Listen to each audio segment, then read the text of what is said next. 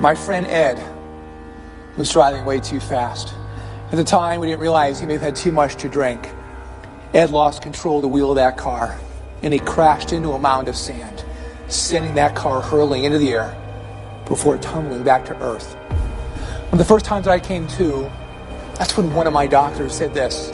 He said, Scott, in case you don't recall, you're in a bad car accident.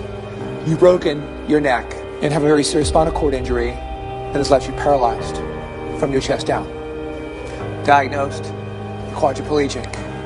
It wasn't long thereafter I was being told I would confine to this chair for the rest of my life. 30 days into this experience, laying there, I started getting some movement back in both of my wrists. In the back of my mind, I started thinking to myself that no matter how difficult life would be going forward, that everything would be okay. When I first started pushing the wheelchair, that's when one of my doctors, pulled me over. And he goes, Scott, look, we know you're getting some movement back in your arms. Not uncommon, but I think now more than ever, you need to understand the seriousness of your spinal cord injury and come to realize that the movement that you're getting back in your arms is as good as it's going to get. I don't know if that is exactly what he said, but what I heard was, you might as well go ahead right now and give up hope. Give up hope in the idea you'll ever come out of this chair. You know what the problem was? I bought into his words. My vision darkened.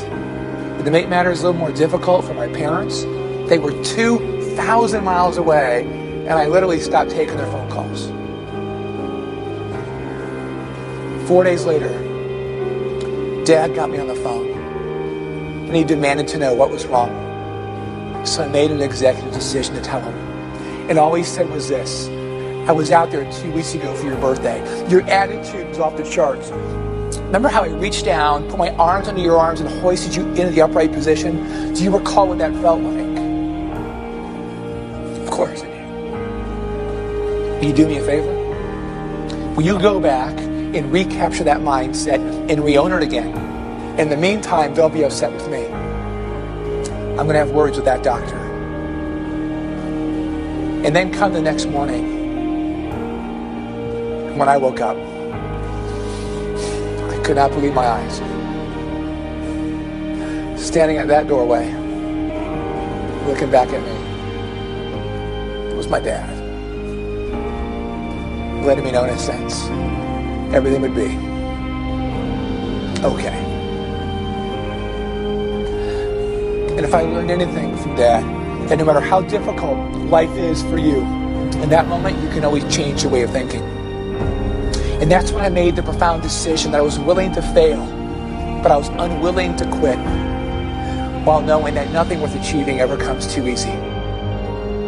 But to succeed, that takes grit. But what is grit? Grit, my friends, is your passion to persevere. Grit is what keeps you off the sidelines and back in the game of life. Well, there's something I learned in my life so many years ago, and I know it to be the truth. Don't ever let someone else's beliefs paralyze you from achieving those things you believe in your mind that you just might be able to achieve.